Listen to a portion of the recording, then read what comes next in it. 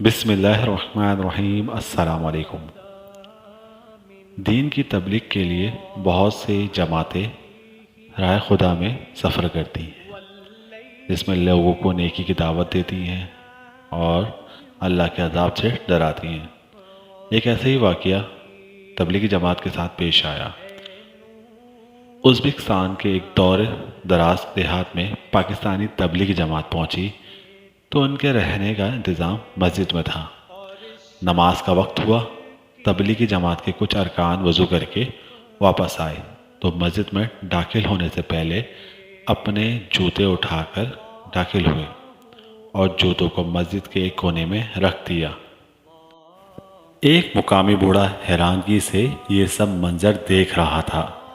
نماز ختم ہوئی تو اس بوڑھے نے جماعت کے امیر سے پوچھا کہ وضو کے بعد ان لوگوں نے اپنے جوتے اندر کیوں رکھے؟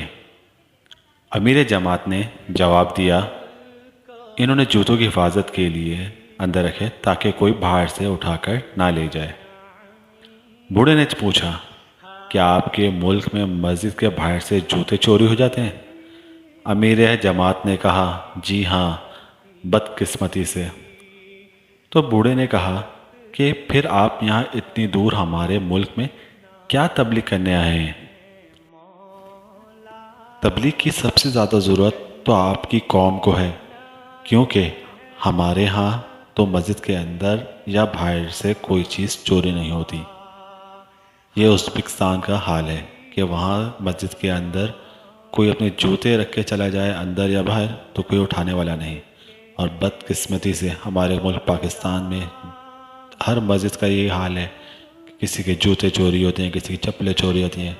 اب تو مثال یہ ہے کہ چندے کے باکسز غائب کر دیتے ہیں لوگ اور ڈل کے ٹیوب لائٹیں بلب اتار کے لے جاتے ہیں۔ اللہ پاک ان ایسے لوگوں کو ہدایت دے، آمین۔ ہمارے اس چینل کو لائک کریں، شیئر کریں، سبسکرائب کریں، بیل کے بٹن کو ضرور پریس کریں۔ بہت شکریہ، اللہ حافظ۔